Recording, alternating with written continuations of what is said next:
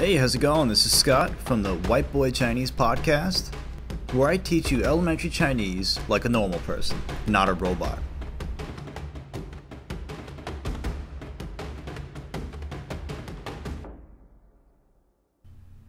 Alright, welcome back. This is episode 4 of my daily mini Learn Mandarin Chinese podcast. As I've always said before, make sure you jump back to my website to learn more. whiteboychinese.wordpress.com. That's the freer website if you're wondering.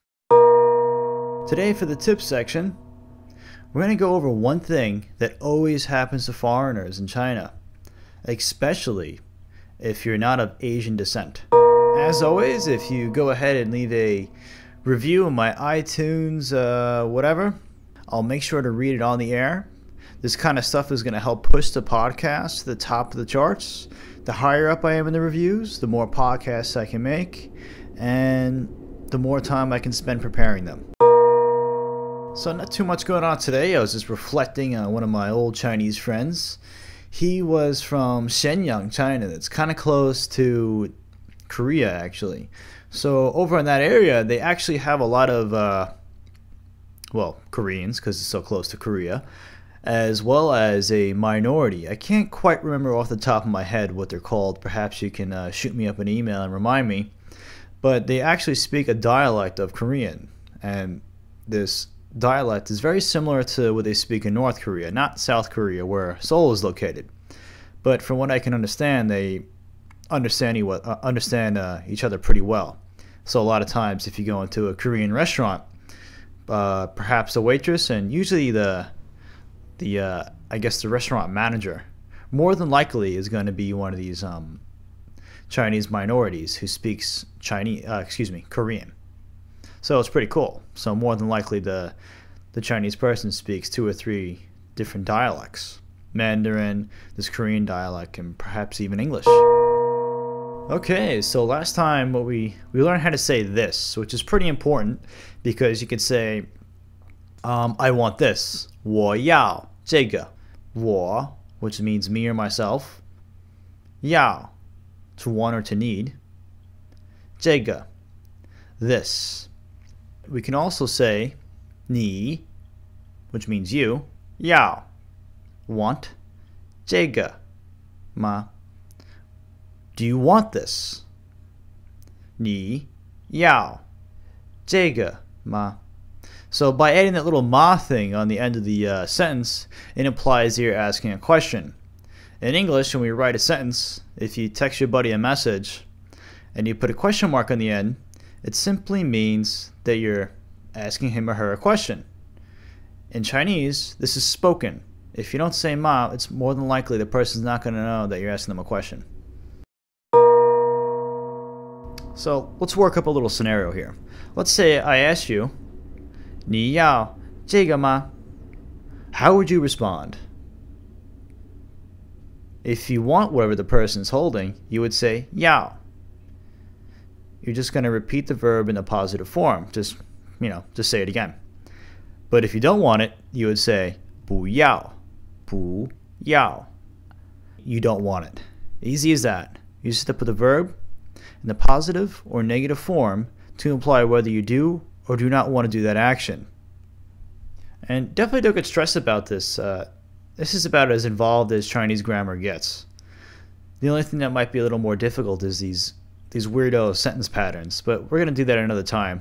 Let's stick to the basics. We're going to stick to survival Chinese, stuff you need to get around town.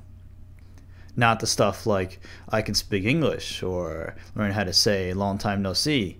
Because frankly, what's the use of those sentences if you can't go to the bathroom, which we're going to get to.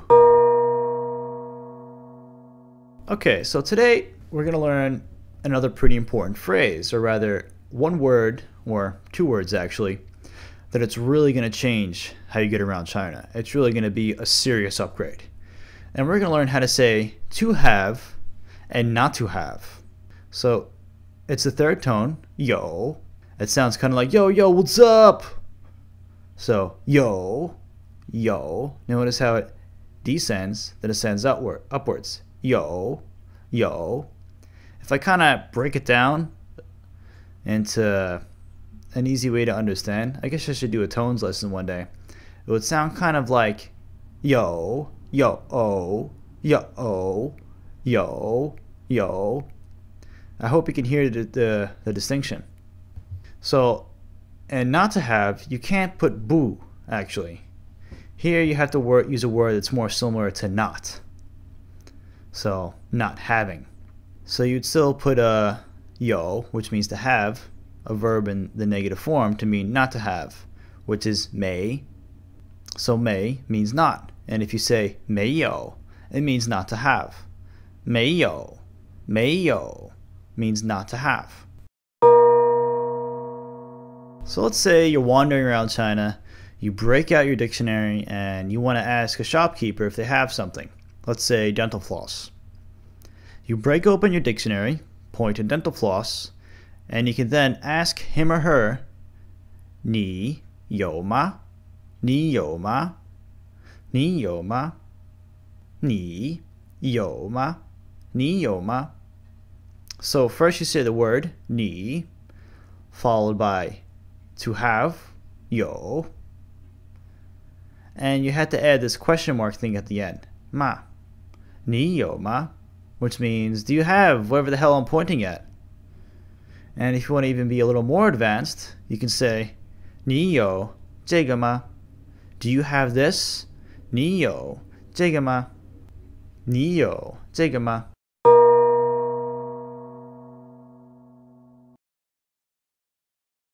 So let's say you ask this person, 你有这个吗? And they respond, 没有. That would mean that they don't have it. But if they respond, 有, that means they do have it. And more than likely they'll grab it and charge you money. So this episode, we learned how to say yo and 没有 to ask, do they have something or not? Alright, so let's go ahead and cut to the tips. Today, you really got to keep in mind as a non-Asian person, if you're Japanese, Korean, Filipino, whatever, Chinese people are just going to assume that you speak Chinese. But if you're Caucasian like myself, or black or whatever, they're going to assume that you don't know anything. And whatever you ask for, they're going to say they don't have it. Especially if they don't own the little shop or whatever. Most of the time, they're not going to want to deal with the trouble. So if you ask them, 你有吗? And they say, 没有, but it's something they clearly have, you might have to be a little bit persistent. Like, for example, if you're at, I don't know, a pharmacy, and you want some, stomach medicine, you might have to be a little bit persistent and make sure they're not just trying to get rid of you.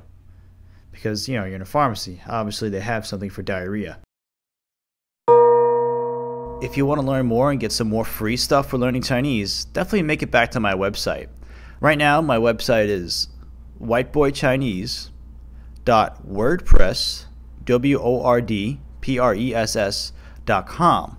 When you get to that website, you'll see a big blue button that says click here to get on my mailing list. Click on that button and I'll redirect you to a link to get on my mailing list. Once you're on my list, you'll get a ton of free stuff and more than likely daily updates from me about what's going on in the podcast.